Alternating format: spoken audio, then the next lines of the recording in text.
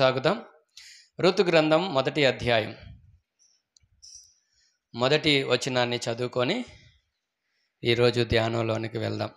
ఋతు గ్రంథం మొదటి అధ్యాయం మొదటి వచనం. కుమారులను వెంటబెట్టుకొని మోయాబు దేశమున కాపురముండుటకు వెళ్ళెను. చిన్న మాట ప్రార్థన చేసుకుందాం. దయగల మా తండ్రి, మీ స్తోత్రాలు. మరోసారి మేమంతా మీ మాటలు వినటానికి మీరు మాకు ఇచ్చిన అవకాశాన్ని బట్టి మిమ్మల్ని స్తుతిస్తూ, ఈ ఋతు గ్రంథంలో నుంచి అనేకమైన విషయాలు మేము నేర్చుకోవటానికి మీరే కృప చూపించమని యేసుక్రీస్తు ప్రభు వారి శ్రేష్టమైన నామంలో ప్రార్థించుచున్నాము తండ్రి, ఆమేన్. మంచిది.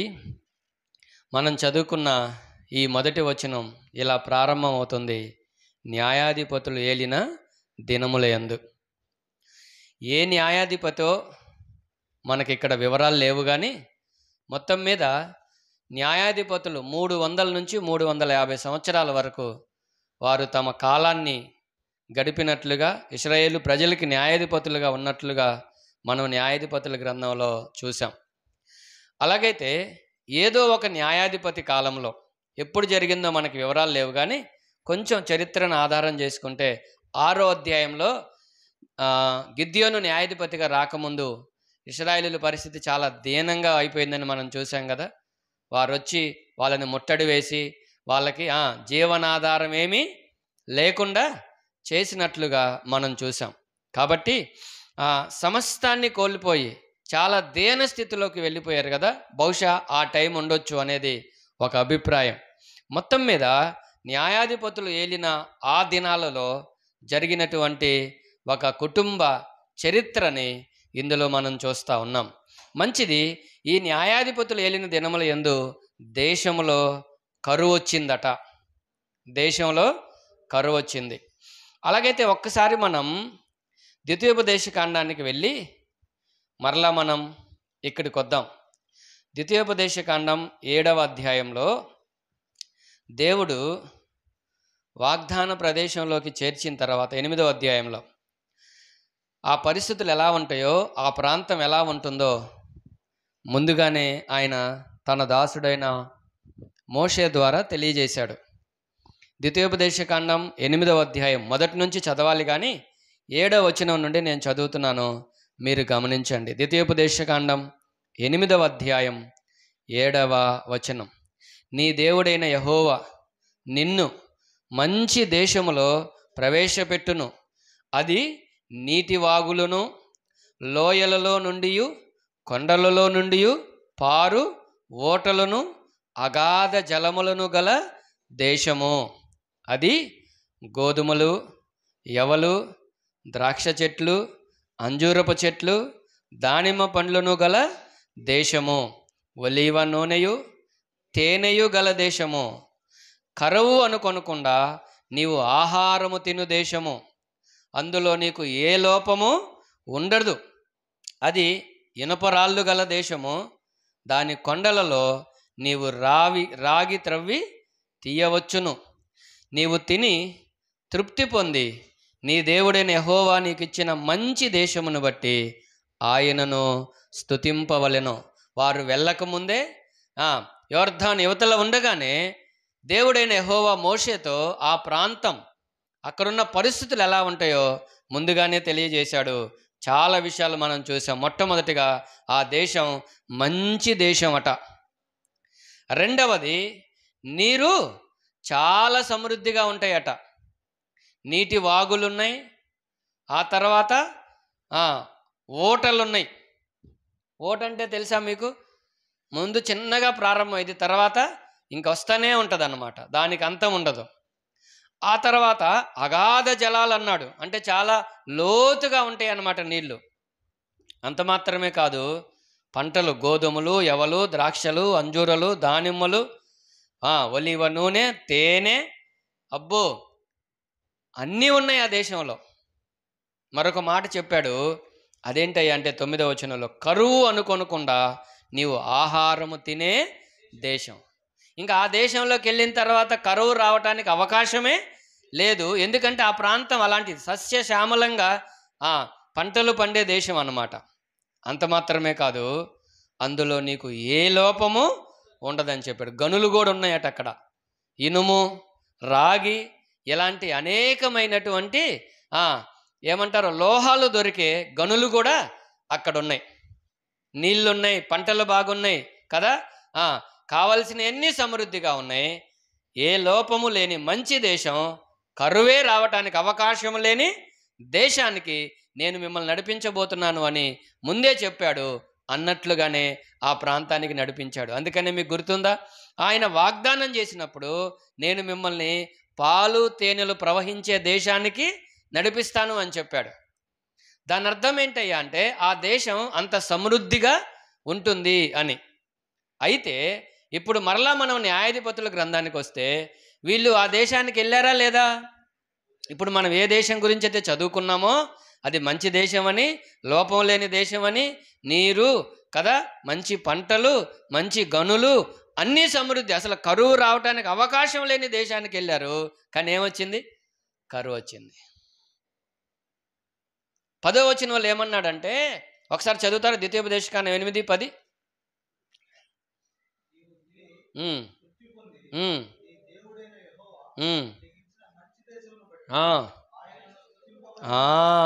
నువ్వు తిని, నీకు ఇచ్చాను సమృద్ధిని, నువ్వు తిని తృప్తి పొందిన తర్వాత చేయాల్సింది ఏంటంటే ఇది దేవుడే ఇచ్చాడు అని ఆయన్ని స్తుతించాలి.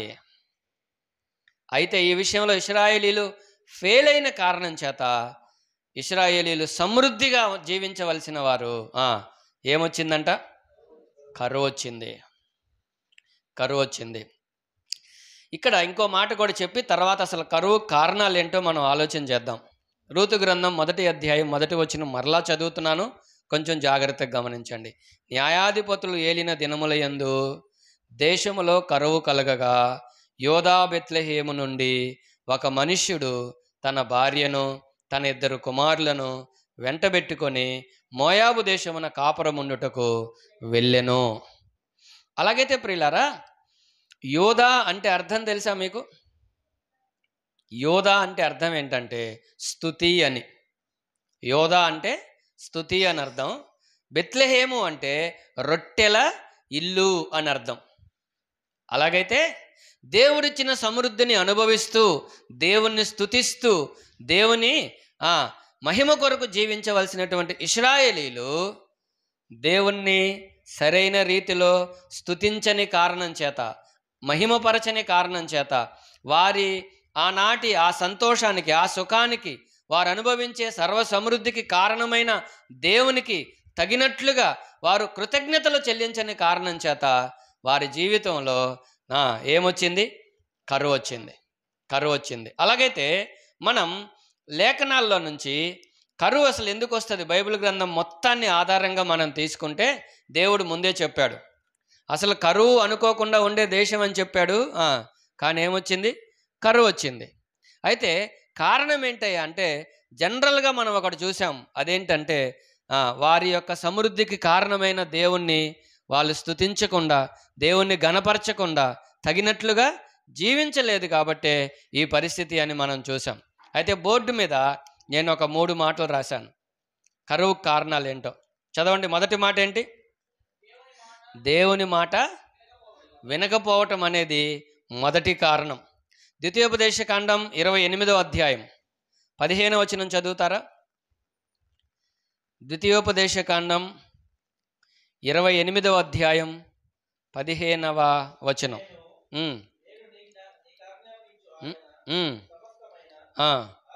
ఆజ్ఞలను కట్టడలను నీవు అనుసరించి నడుచుకొనవలెనని నీ దేవుడైన యెహోవా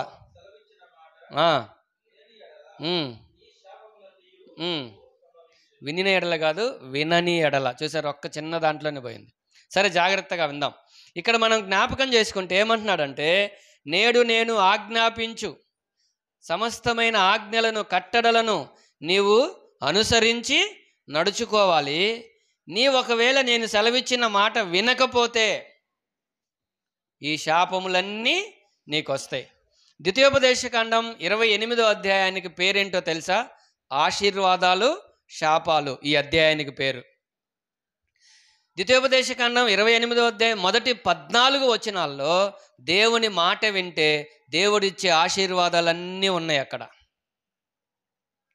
28:1 చూడండి. నీవు నీ దేవుడైన యెహోవా మాట శ్రద్ధగా విని నేడు నేను నీకు ఆజ్ఞాపించుచున్న ఆయన ఆజ్ఞలన్నిటినీ అనుసరించి నడుచుకొనిన ఎడల నీ దేవుడైన యెహోవా భూమి మీదనున్న సమస్త జనుల కంటే నిన్ను హెచ్చిస్తాడు. ఇక మొదలుపెట్టాడు 14వ వచనం వరకు ఏమిస్తాడో, ఏం చేస్తాడో, ఎలా ఆశీర్వదిస్తాడో 14 వచనాల్లో చెప్పాడు. 15 మొదలుకొని దాదాపుగా 68 వచనాలు, అంటే దాదాపుగా 3 అంతలు ఉందన్నమాట. అది ఆశీర్వాదానికి మించి శాపానికి సంబంధించిన లిస్ట్ ఎంత ఉందో తెలుసా? 3 లేదా 4 అంతలు ఉంది. 15 నుంచి 58 వచనాల్లో దేవుని మాట వినకపోతే పరిస్థితులు ఎంత ఘోరంగా ఉంటాయో, ఎంత దారుణంగా ఉంటాయో అందులో వివరిస్తూ వచ్చాడు. ఆరోగ్యం ఉండదట దేవుని మాట వినకపోతే. ఒకవేళ మనకు పొలం ఉంటే పంటలేస్తే పంటలేమి పండవట. ఒకవేళ మనం వ్యాపారం చేస్తే ఆ వ్యాపారంలో అంతా నష్టమే వస్తుందట. ఇలాగున మన ప్రయాణాలు, మన ప్రయత్నాలు విఫలమైపోతాయి. కారణం ఏంటయ్యా అంటే దేవుని మాట వినకపోవటానికి. అన్ని కారణాలు చెప్తూ ఒకటి చెప్పాడు, ఇక పంటలు బండవు, వర్షాలు రావు, చాలా భయంకరమైనటువంటి పరిస్థితుల్లోనికి నేను తీసుకొని వెళ్తాను అని ప్రభు స్వయంగా తెలియజేశాడు అన్నమాట. 28వ అధ్యాయం 38వ వచనం, విస్తారమైన విత్తనములు పొలములోనికి తీసుకొని పోయి కొంచెమే ఇంటికి తెచ్చుకొందువు, ఏలయనగా మిడతలు దాన్ని తినివేస్తాయి. మిడతలు వస్తాయి, తెగుళ్ళు వస్తాయి, పురుగులు వస్తాయి, ఏమైనా వస్తాయి. విస్తారమైనటువంటి పెట్టుబడులు పెడుతున్నారు ఈ రోజున జనాలు, కానీ ఏం రావట్లేదు, తగిన దిగుబడి రావట్లేదు. కారణం ఏంటయ్యా అంటే వ్యవసాయం చేస్తున్నారు, మందులు వాడుతున్నారు. ఇంతకు ముందు కంటే భయంకరమైన మందులు వాడుతున్నారు. మనం తినటానికి, ఆరోగ్యానికి హాని కలిగించే మందులు కూడా వాడుతున్నారు. అయినా పురుగులు వస్తున్నాయి, అయినా తెగుళ్ళు వస్తున్నాయి. కారణం ఏంటయ్యా అంటే దేవుని మాట వినకపోవటాన్ని బట్టి. కాబట్టి ప్రియులారా, మొదటి విషయం ఏంటయ్యా అంటే కరువుకు కారణం ఏంటయ్యా అంటే దేవుని మాట వినకపోవటం. కాబట్టి మన జీవితాల్లో కూడా దేవుని మాట వింటే మనం సంతోషంగా ఉంటాం. దేవుని మాట వింటే సమృద్ధిగా జీవించగలుగుతాం. దేవుని మాట వింటే సంతృప్తిగా ఉండగలుగుతాం. దేవుని మాట వినకుండా మనకు నచ్చినట్లుగా, మనకి ఇష్టం వచ్చినట్లుగా, మనకు తోచినట్లుగా గనక జీవిస్తే కొంచెం కష్టంగా ఉండేలా చెప్పమంటారా? కరువు అనే పదానికి మీకు ఇలా చెప్పాలనుకుంటున్నాను. అన్నీ ఇచ్చేది దేవుడే కదా. ఆయన మాట వినకపోతే అన్నీ తీసేస్తాడు, ఏముండవు ఇక. కాబట్టి మొదటి విషయం ఏంటయ్యా అంటే దేవుని మాట వినకపోవటం. లూకాసు వార్త 15వ అధ్యాయంలో తప్పిపోయిన చిన్న కుమారుని జీవితం మీకు తెలుసు కదా. ఇతనికి తండ్రి చెప్పాడు వద్దురా బాబు అని. తండ్రి మాట విన్నాడా? వినకుండా నా ఆస్తి నాకు ఇచ్చేయని తండ్రి మీద కొట్లాడి బలవంతంగా అతనికి రావాల్సింది తీసుకొని వెళ్ళాడు. వెళ్ళి ఏం చేశాడు? మొత్తం వృధా అయిపోయింది, ఏం లేదు. అక్కడ రాయబడిన మాట ఏంటంటే ఆకలికి అతడు నేను ఇక్కడ చచ్చిపోతున్నాను అన్నాడు. ఆ దేశంలో కూడా కరువు వచ్చింది. అలాగైతే ప్రియులారా, ఇక్కడ మనం ఆలోచిస్తూ ఉండగా మాట వినక ఈ రోజున చాలా నష్టపోతా ఉన్నాం మనం.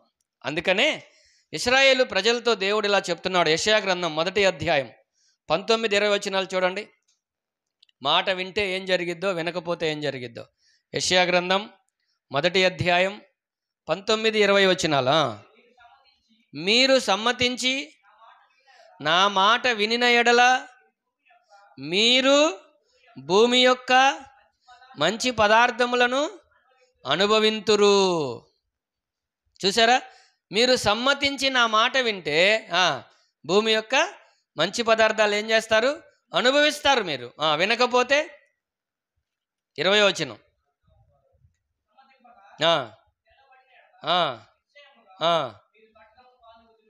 దీన్ని కొంచెం వాడుక భాషలో చెప్పండి.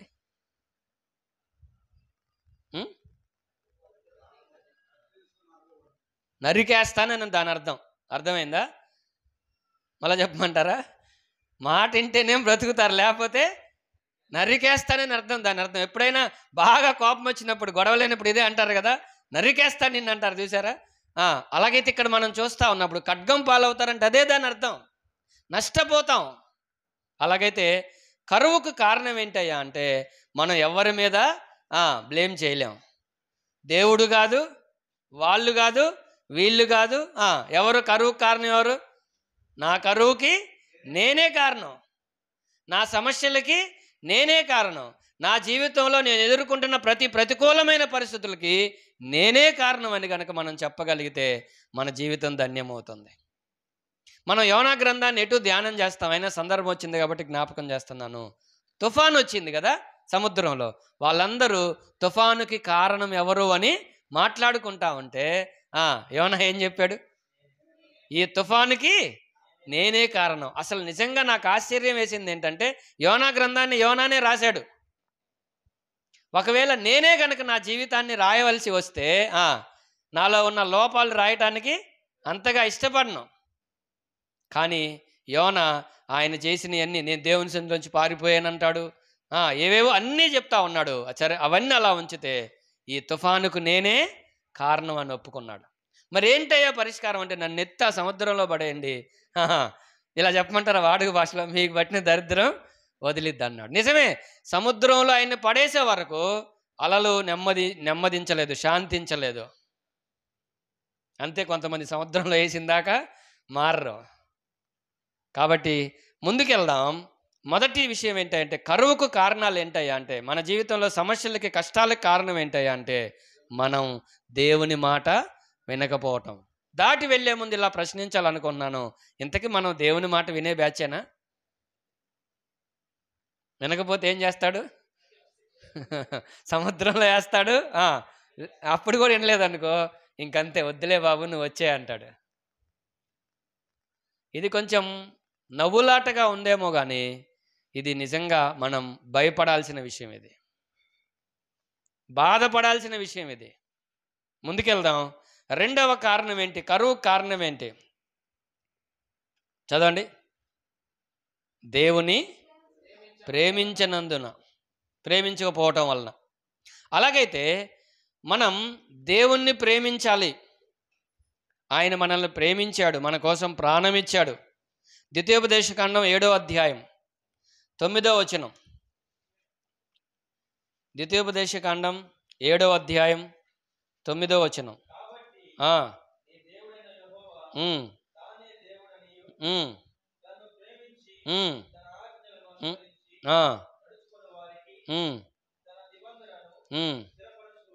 స్థిరపరచువాడును, 1000 తరముల వరకును కృపచూపువాడును, నమ్మెదగిన దేవుడుననియు, తన్ను ద్వేషించు వారిలో ప్రతి వానిని బహిరంగముగా నశింపజేయుటకు వారికి దండన విధించువాడనియు నీవు తెలుసుకొనవలెను.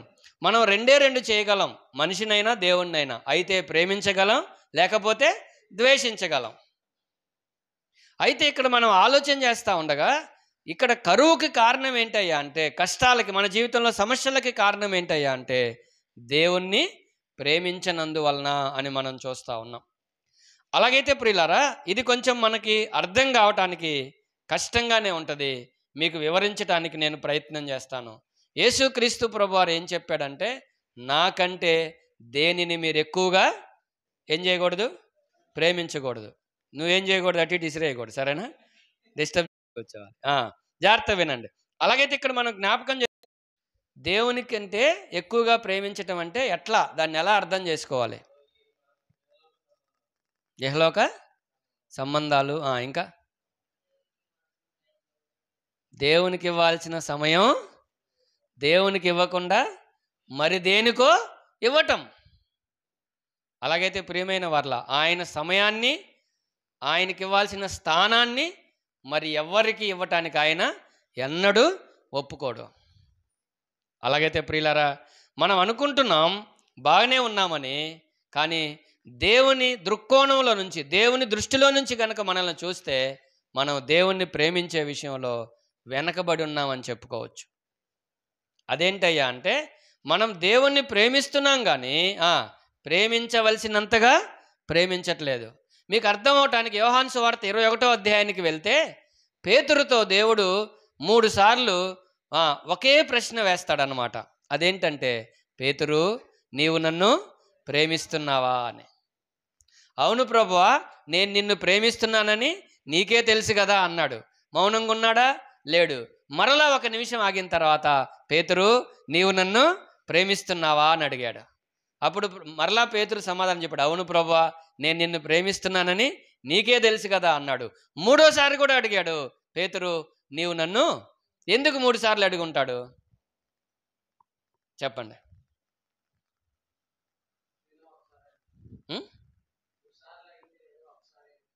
ఒకసారైనా చెప్తాడండి, పర్లేదు చెప్పండి, ఆలోచించి చెప్పండి. 3 సార్లు ఎందుకు అడుగుంటాడు? మీరు ఎప్పుడైనా ఇంట్లో వాళ్ళని నేనంటే నీకు ఇష్టమేనా, నిజంగా ఇష్టమేనా, నిజం చెప్పు అని అడిగిన సందర్భాలు ఉన్నాయా లేదా?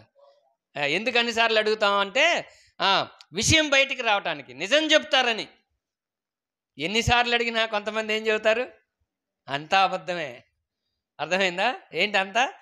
ఎన్నిసార్లు చెప్పిన నవ్వేసి ఒక అబద్ధం చెప్పేసి వెళ్ళిపోతారు అన్నమాట. పేతురుని దేవుడు 3 సార్లు ఎందుకు అడిగాడంటే, పేతురు దేవుణ్ణి ప్రేమిస్తున్నాడు కానీ దేవుడు కోరిన స్థాయిలో ప్రేమించట్లేదన్నమాట.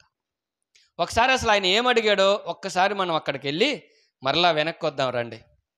ఆయన అడిగిన ప్రశ్న ఒక్కసారి మనం గమనిద్దాం. యోహాను సువార్త 21వ అధ్యాయం, చివరి అధ్యాయం. ఒక్క నిమిషం నేను చెప్తాను.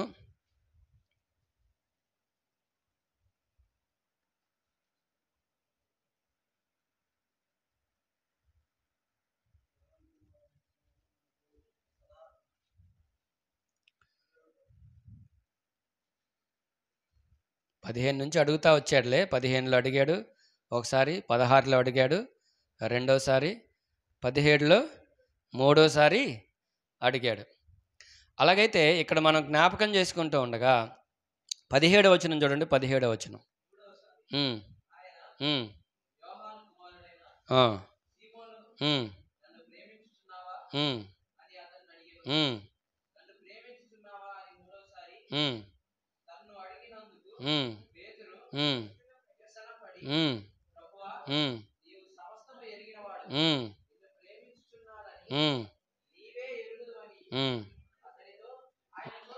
ఆయనతో చెప్పాను. 18వ వచనం,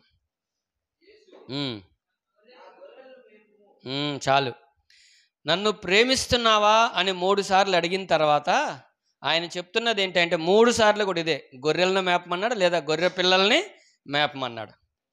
మనం దేవుణ్ణి ప్రేమిస్తే దేవుని సంఘాన్ని ప్రేమిస్తాం. మనం దేవుణ్ణి ప్రేమిస్తే దేవుని సన్నిధిని ప్రేమిస్తాం. దేవుని పని పట్ల ఆసక్తిని, శ్రద్ధని, భారాన్ని కలిగి ఉంటాం. ఊరికే నేను దేవుణ్ణి ప్రేమిస్తున్నాను అని పెదాలతో చెప్పటం కాదు, కానీ మన జీవితం ద్వారా మన ప్రేమని మనం చూపించాలి.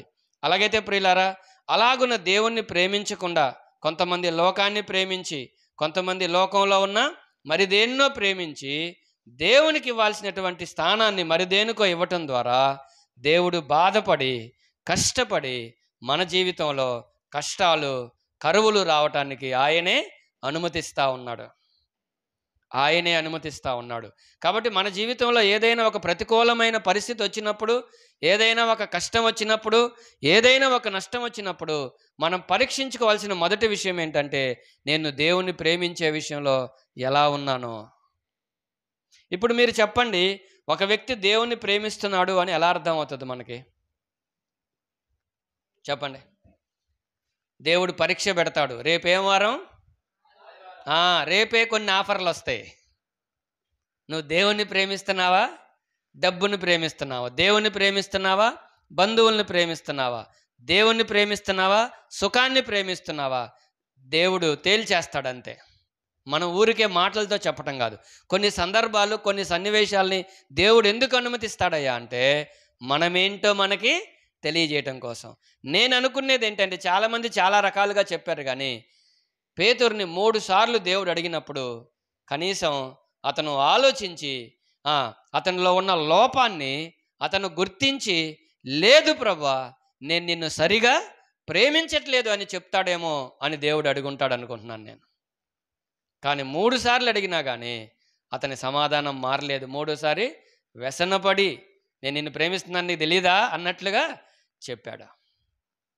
అలాగైతే ప్రియమైన వారలారా, మనం ఆలోచన చేద్దాం. 91వ కీర్తన 14వ చరణం కూడా చూడండి. 91:14. అతడు నన్ను ప్రేమించుచున్నాడు గనక నేనతని తప్పించెదను. చూసారా, ఎవరైతే దేవుణ్ణి ప్రేమిస్తారో వాళ్ళని ఏం చేస్తాడంట? తప్పిస్తాడు. కరువులో నుంచి తప్పిస్తాడు, కష్టాల నుంచి తప్పిస్తాడు, ప్రమాదాల నుంచి తప్పిస్తాడు. ఎవరిని? ఆయన్ని ప్రేమించేవారిని, ఆయన్ని ప్రేమించేవారిని. అలాగైతే ప్రియమైన వారలారా, దేవుని పిల్లలమైన మనం ఆయన పట్ల ఎలాంటి ప్రేమను కలిగి ఉన్నాం ఒక్కసారి మనల్ని మనం పరిశీలన చేసుకుందాం. దేవుని కంటే ఎవరిని, దేనిని మనం ఎక్కువగా ప్రేమించకూడదు. ఒకవేళ అలా ప్రేమిస్తే ప్రభువు చెప్పాడు వాటిని మీరు పోగొట్టుకుంటారు అని చెప్పాడు. మన ప్రాణం కంటే కూడా ప్రభువుని ఎక్కువగా ప్రేమించాలి. ఇప్పుడు మరలా అడుగుతున్నాను, ఎందుకు అంతగా ఆయన్ని ప్రేమించాలి మనం? అందరికంటే, అన్నిటికంటే, ప్రాణం కంటే ఎక్కువగా ఆయన ఎందుకు ప్రేమించాలి? సృష్టికర్త కాబట్టి మన కోసం ప్రాణం పెట్టి, ఇలా చెప్పుకుందాం, ఆయన మనల్ని తన ప్రాణం కంటే ఎక్కువగా ప్రేమించాడు కాబట్టే కదా ప్రాణం పెట్టాడు. కాబట్టి ప్రేమించే వ్యక్తి అవతల నుంచి ఏం కోరుకుంటాడు? ప్రేమనే కోరుకుంటాడు. కాబట్టి ఆయన మనల్ని ప్రేమించాడు, అలాగే మనం కూడా ఆయన్ని ప్రేమించాలని ఆయన కోరుకుంటున్నాడు. మీ జీవితంలో మీరు ఏం చేయకపోయినా పర్లేదు, కానీ ఒకటి మాత్రం నేర్చుకోండి, దేవుణ్ణి ఎక్కువగా ప్రేమించండి. దేవుణ్ణి ప్రేమిస్తే ఆటోమేటిక్గా అన్నీ సెట్ అవుతాయి. దేవుణ్ణి ప్రేమించకపోతే దేవుణ్ణి ద్వేషించినట్లే కదా. 3వ మాట చూడండి. 3వ మాట ఏంటి? హృదయపూర్వకంగా దేవుణ్ణి వెంబడించకపోవటం. దేవుణ్ణి వెంబడిస్తున్నాం మనం, కానీ ఎలా వెంబడించట్లేదు? సగం లోకంలో, సగం సంఘంలో. అవునా? చూద్దాం, చూడండి. ద్వితీయోపదేశకాండం 28వ అధ్యాయం 47-48 వచనాలు.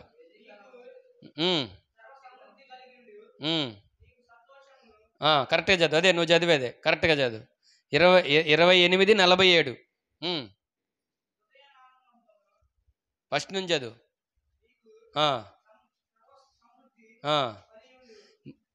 ఇంకెవరైనా చదవండి కొంచెం స్పష్టంగా చదివేవాళ్ళు.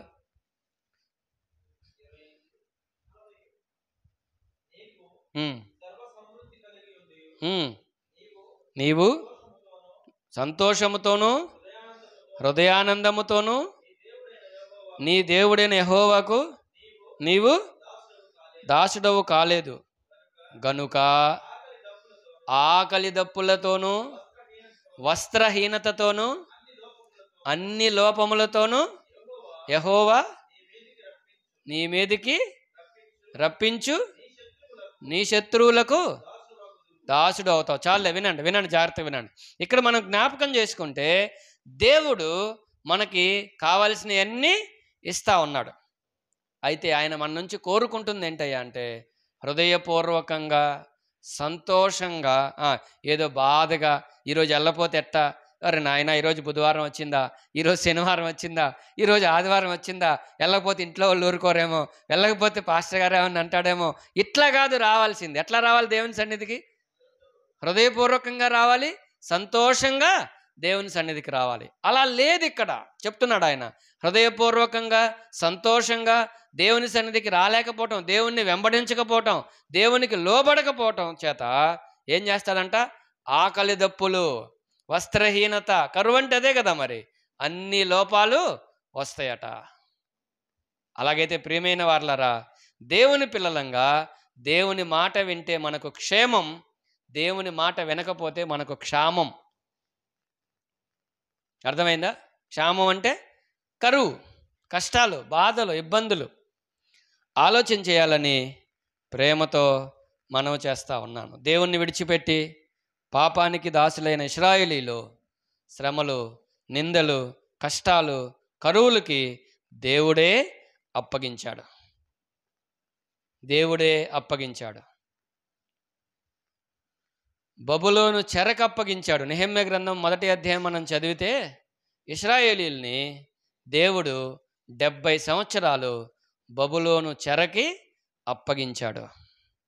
అక్కడ వాళ్ళు పెట్టిన హింస అది వర్ణనాతీతమైనది. అలాగైతే ప్రియులారా, దేవుడు మనల్ని ప్రేమించి ఆయన మనల్ని తన కోసమే ఏర్పాటు చేసుకుంటే మనమేమో ఎలాగో ఉన్నాం. 2 మాటలు చదివి ముగిస్తాను. కొరింథీయులకు రాసిన మొదటి పత్రిక 6వ అధ్యాయం 20వ వచనం ఒకళ్ళు, 7:23 మరొకళ్ళు సిద్ధంగా ఉంచుకొని చదవండి.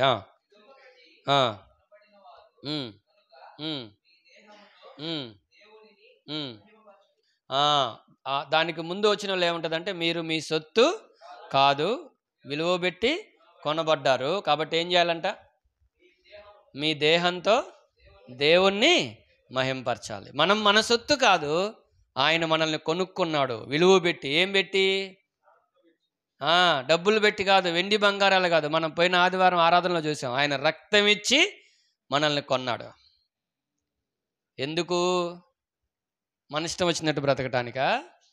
ఎందుకు?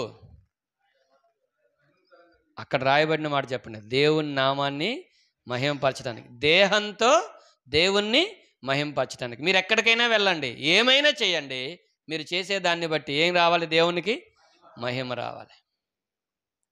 దేవునికి మహిమ రాలేదనుకోండి, ఏమొస్తుంది మరి? అవమానం వస్తుంది.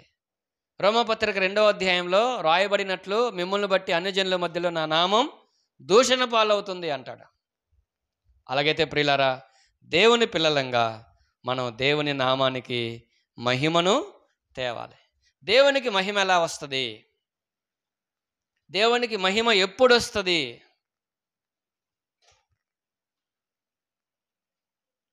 ఏడు 23 కూడా చదవండి. అదే కొరింథీ మొదటి పత్రిక 7:23. మీరు విలువ పెట్టి కొనబడిన వారు గనక,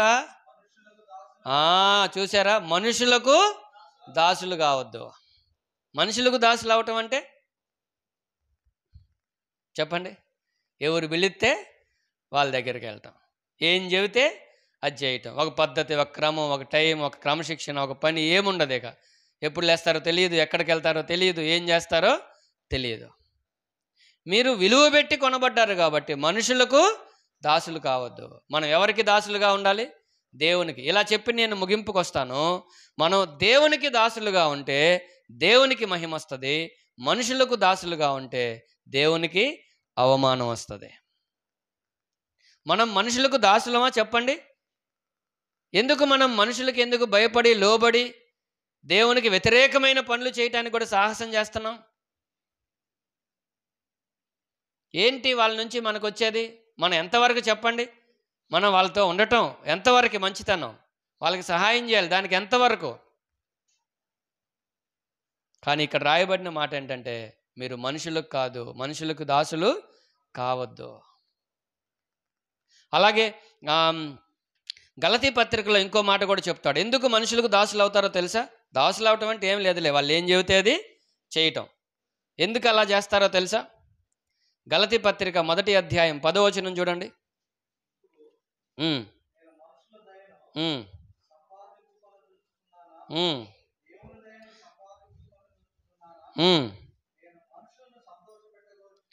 నేను మనుషులను సంతోషపెట్టగోరుచున్నానా? నేనిప్పటికీ మనుషులను సంతోషపెట్టువాడనైతే క్రీస్తు దాసుడను కాకపోదును. మనుషులను సంతోషపెట్టడానికి అంటే వాళ్ళు ఏం చెప్తే అది మొహమాట పడో, లేకపోతే భయపడో, లేకపోతే ఇంకేదో అనుకోనో మనం అలా చేసుకుంటూ వెళ్తా ఉంటే, ఇక్కడ చెప్తున్నాడు, ఎప్పటికీ నేను క్రీస్తు దాసుడను కాకపోదు, మనుషులకే దాసుడిని. అలాగైతే ప్రియమైన వారలారా, ఇక్కడ మనం జ్ఞాపకం చేసుకుంటూ ఉండగా, ఎందుకు మనం మనుషులకు దాసులమైపోతున్నాము అంటే వాళ్ళని సంతోషపెట్టాలని. వాస్తవానికి మనం ఎవరిని సంతోషపెట్టాలి? దేవుణ్ణి సంతోషపెట్టాలి. కానీ ఏం చేస్తున్నాం? ఎవరిని సంతోషపెడుతున్నాం? పెట్టండి, ఎంతకాలం పెడతారా? పెట్టండి. మనుషుల కోసమే బ్రతకండి, మీ స్వార్థం కోసమే బ్రతకండి. ఆయన కోపం వస్తుంది. ఆయన కోపం వస్తే తట్టుకోలేం. యెహోవా నీవు నీవే భయంకరుడవు, నీవు కోపపడు వేళ ఎవడు నీ ఎదుట నిలవగలడు అంటారు. మామూలుగా కొంతమంది ఉంటారు, కొంచెం గయాలితనంగా ఉంటారు. వాళ్ళ కోపం వస్తే చెప్తారు, అమ్మో వాళ్ళ కోపం వస్తే తట్టుకోలేం, వాళ్ళ జోలికి వెళ్ళొద్దురా బాబు అంటారు. మనుషులకు కోపం వస్తేనే తట్టుకోలేకపోతున్నాం, దేవునికి కోపం వస్తే తట్టుకోగలమా? కాబట్టి ప్రేమించకపోవటం. 3, హృదయపూర్వకంగా దేవుణ్ణి వెంబడించకపోవటం. కొంచెం ఇది మీరు ఎలా తీసుకుంటారో నాకు తెలియదు, కానీ ఇలా చెప్పకపోతే అర్థం కాదు. వెంబడిస్తే దేవుణ్ణి ఎలా వెంబడించాలి? హృదయపూర్వకంగా వెంబడించాలి. లేకపోతే ఉపయోగం ఏముంది? వెంబడించినా ఒకటే, వెంబడించకపోయినా ఒకటే. ఎవరో చెప్పారులే, పట్టు పట్టనేల పట్టి విడువనేల, పట్టి విడుచుట కంటే పడిచచ్చుట మేలయ అన్నాడు. లోకంలో ఉన్న సామెత అండి అది. ఏదైనా ఒక దాని విషయంలో పట్టుబడితే ఏం చేయకూడదంట? విడిచిపెట్టకూడదు. విడిచిపెట్టడం కంటే ఏం మేలు అంటున్నాడు ఆయన. అది ఏంది? సామాన్యమైందే, మళ్ళీ అదేదో పెద్ద విషయం ఏం కాదు. మరి దేవుని విషయంలో ఇంకెంత ఉండాలి మనకి? ఇంకెంత పట్టుదల ఉండాలి? ఇంకెంత రోషం ఉండాలి? మీకు అర్థం కావటానికి బైబిల్ గ్రంథంలో కొన్ని పదాలు భలే వాడాడు. మీ కూరికై గుర్తు చేసి ముగిస్తాను. నీ కుడి చెయ్యి నిన్ను అభ్యంతరపరిస్తే ఏం చేయమన్నాడు? చదివారా? ఏం చేయమన్నాడు? నరికేయమన్నాడు. నీ కుడి కన్ను అభ్యంతరపరిస్తే తీసేయమన్నాడు. ఏంటి అసలు ఈ పదాలు ఎందుకు వాడాడు ఆయన?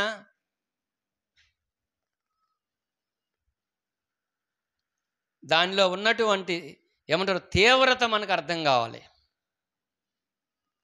అంటే దేవుని కోసం, దేవుని రాజ్యం కోసం మనం ఏమైనా నష్టపోవటానికి ఇష్టపడాలి. ఏమి నష్టపోకుండా, ఏమి ఇది కాకుండా ఊరికే వచ్చి వెళ్ళామనుకోండి, ఏముండదు. అటెండెన్స్ చేయించుకోవటం అంతే, ఏముండదు, ఏం ఉపయోగం ఉండదు. ఒకసారి అమెరికాలో కొత్తగా అప్పుడే అమెరికా రాజ్యాన్ని వాళ్ళు ఏర్పాటు చేసుకున్నారు. అక్కడక్కడ దీవులు ఉంటాయి అన్నమాట.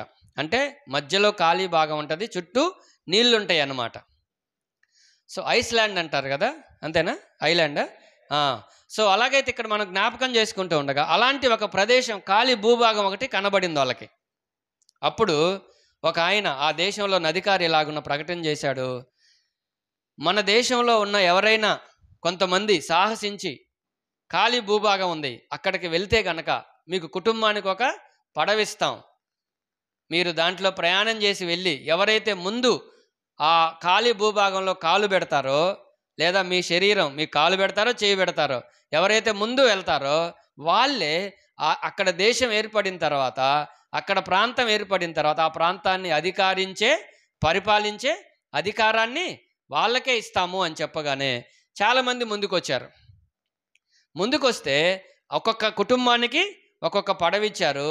ఇప్పుడు ఈ నీళ్ళల్లో పడి ఆ ఖాళీ భూభాగానికి వెళ్ళాలి. అందరికీ ఏముంటుంది చెప్పండి? నేను వెళ్ళాలి, తర్వాత నేనే ఆ దేశానికి అధికారిని కావాలి అని అందరికీ ఉంది. అందరు వెళ్తా ఉన్నారు అలాగే. అయితే అందరూ ఒక ఎత్తు అయితే ఒక వ్యక్తి ఉన్నాడు వాళ్ళల్లో. ఆ వ్యక్తి మాత్రం చాలా ఖచ్చితంగా తీర్మానం చేసుకున్నాడు, ఎట్టి పరిస్థితుల్లో ఎవరిని వెళ్ళనివ్వకూడదు, నేనే ముందెళ్ళాలి అని. దానికోసం సాయశక్తుల ప్రయత్నం చేస్తూ ఉన్నాడు. ఇంకా ఖాళీ భూభాగం దగ్గర పడతా ఉంది, అందరినీ దాటుకొని వచ్చాడు. కానీ ఒక వ్యక్తి మాత్రం అతనికి ఎట్ల పరిస్థితుల్లో కూడా దొరకట్లేదు. కొంచెం ముందున్నాడు ఆయన, ఖాళీ భూభాగం దగ్గర పడుతుంది, ప్రయత్నం చేశాడు. ఎంత ప్రయత్నం చేసినా కానీ ముందుకు వెళ్ళలేకపోతున్నాడు. కానీ లోపల ఉన్న ఆశ ఏంటో తెలుసా? నేనే వెళ్ళాలి. ఏం చేయాలో అర్థంగా కటీడు చూశాడు. పడవలో అన్ని సామాన్లు ఉంటాయి కదా, కత్తి ఒకటి ఉంది. ఆ కత్తి తీసుకొని, నిజంగా జరిగింది ఇది, కథ కాదు, ఆ ఖాళీ భూభాగం మీదకి ఇసిరేశాడు. దేనికోసం? ఆత్మ సంబంధమైన వాటి కోసం, నిత్య జీవం కోసం, దేవుని రాజ్యం కోసం. ఏం పోగొట్టుకుంటున్నామో చెప్పండి? ఏం లేదు. కనీసం మనకి దేవునికి సమయాన్ని ఇవ్వటానికి కూడా చాలా కష్టమైపోయింది. అలాగైతే వినండి జాగ్రత్తగా. ఇలాగే గనక మనం కొనసాగితే ఇప్పుడు ఎలా ఉందో తెలియదు కానీ భవిష్యత్తు చాలా ఘోరంగా భయంకరంగా ఉండొచ్చు. ఎందుకంటే ఆయనే చెప్పాడు, నా మాట వినకపోతే అన్నీ లోపాలే అని. అలాగైతే దేవుని కోసం, ఆయన తాత్కాలికమైన దానికోసం ఇలా చేస్తే నాకు చాలా ఆశ్చర్యం వేసింది. అది చదివినప్పుడు నిజంగా నేను చాలా ప్రేరేపించబడ్డాను. మరి దేవుని కోసం మనం ఇంకెంత జీవించాలి? నేనే ముందుండాలి, అన్నిట్లో నేనే ముందుండాలి, ప్రార్థనలో నేనే ముందుండాలి, పరిచర్యలో నేనే ముందుండాలి, దేవుని పనిలో సువార్తలో నేనే ముందుండాలి అనే తపన మనకెందుకు లేకుండా పోతుంది? ఆలోచన చేద్దాం, అర్థం చేసుకోవడానికి ప్రయత్నం చేద్దాం, ప్రభువుకు అప్పగించుకుందాం. ఈరోజు మనం కరువు కారణాలేంటో చూసాం. రానున్న దినాల్లో ఇంకా మిగిలిన విషయాలు ఆలోచన చేయడానికి ప్రయత్నం చేద్దాం. చిన్న మాట ప్రార్థన. దయగల తండ్రి, మీ స్తోత్రాలు. ఈ ఋతు గ్రంథ ధ్యానాల్లో మీరు మాకు అందించిన శ్రేష్టమైన మాటల కొరకై స్తోత్రాలు. మా జీవితంలోనైనా ఎవరి జీవితంలోనైనా కరువు కారణాలేంటో మీరు మాకు వినిపించినందుకే మిమ్మల్ని స్తుతిస్తూ, మేము అలాంటి పొరపాట్లు చేసి కష్టాల్లో కరువులో పడకుండా మీ మాట విని మిమ్మల్ని ప్రేమించి హృదయపూర్వకంగా మిమ్మల్ని వెంబడించి మీ ఆశీర్వాదాలు అనుభవించే కృపను మా అందరికీ దయచేయమని యేసుక్రీస్తు ప్రభువారి శ్రేష్టమైన నామములో ప్రార్థించుచున్నాము తండ్రి. ఆమేన్. మంచిది, కొద్దిసేపు మనం ప్రార్థన చేద్దాం.